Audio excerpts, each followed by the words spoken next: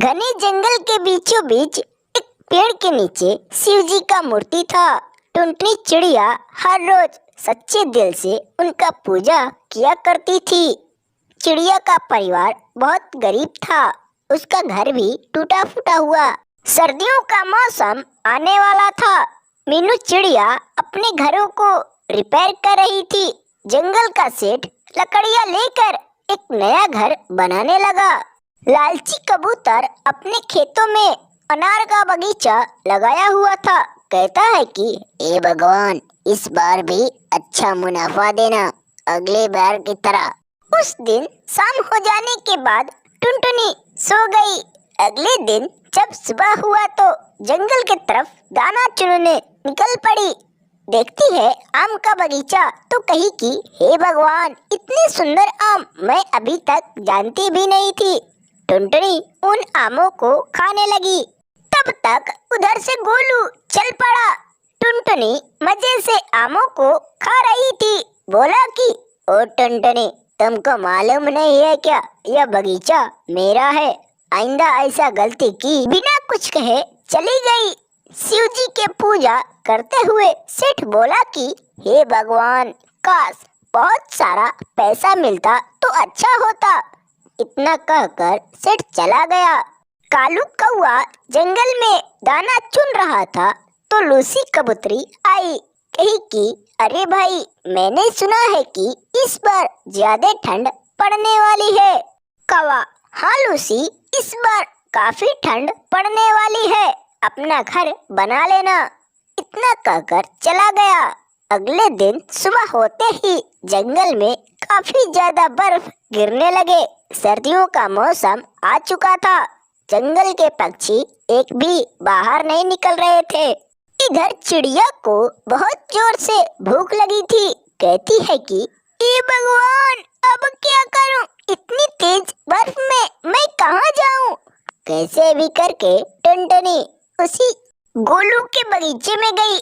देखती है तो सारा फल खत्म हो चुका था। सोकर चिड़िया लौट पड़ी।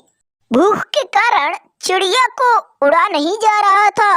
शिव जी के पास पहुंची। कही कि हे भगवान, कैसे भी करके इस गरीब को बचा लीजिए। ज्यादा ठंड के कारण टुनटुनी बेहोश हो गई।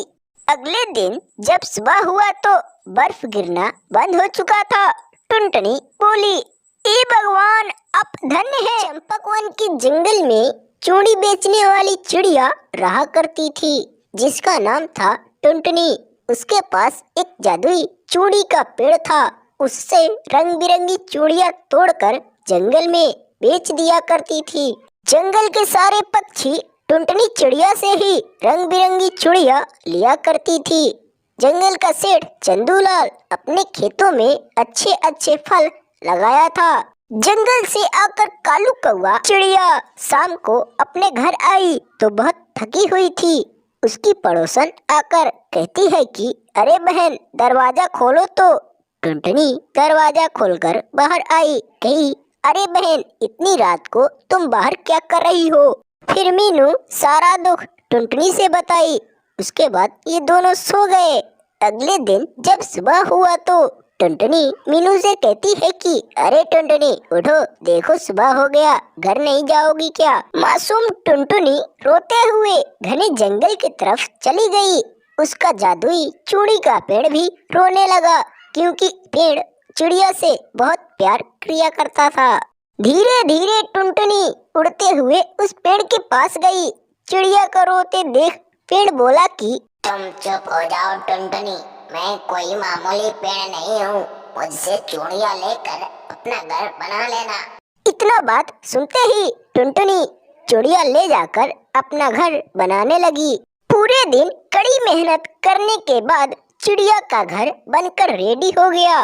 उसी रास्ते से जाते हुए गोलू कबूतर का नजर जादुई पेड़ पर पड़ा। कहता है कि अरे, ये चूड़ी का पेड़ जंगल में ये तो कभी नहीं देखा। शायद किसी ने चूड़ी लगाया हो। तब से चिड़िया उस जंगल में हंसी खुशी से रहने लगी। पेड़ और चिड़िया का दोस्ती और बढ़ गया। उस दिन शाम हो जाने के बाद टुनटुनी चिड़िया सो गई। अगले दिन जब सुबह हुआ तो चूड़िया लेकर जंगल की तरफ निकल पड़ी बेचने के लिए। उसकी पड़ोसी मीनू को जाते हुए देखी तो कही कि टुनटुनी अभी इसी जंगल में है, थोड़ा देखा जाए इसका घर। फिर उसी रास्ते से मीनू भी उसके घर पहुंच गई। जाकर देखी चूड़ी वाला घर तो कहती है कि ओ।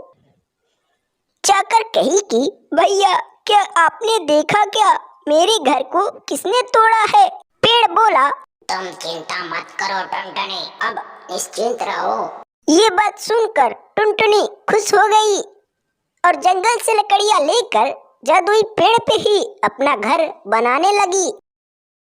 चिड़िया का घर बनकर रेडी हो गया और हंसी खुशी से रहने लगी। जंगल में दाना चुनने गई तो देखी कि एक बहुत बड़ा तालाब था। कहती है कि चलो बहुत बढ़िया हुआ, मुझको अब पानी पीने के लिए दूसरे जंगल में नहीं जाना पड़ेगा, यहीं पर पी लूंगी। हेलो बच्चों, कैसे हो? अगर आपको हमारी यह वीडियो पसंद आया तो प्लीज हमारे इस वीडियो को एक लाइक जरूर करो और ऐसे ही टूनी चिड़िया की कहानी देखने के लिए हमारे इस चैनल को जरूर सब्सक्राइब करो। पूरी वीडियो देखने के लिए आपको धन्यवाद।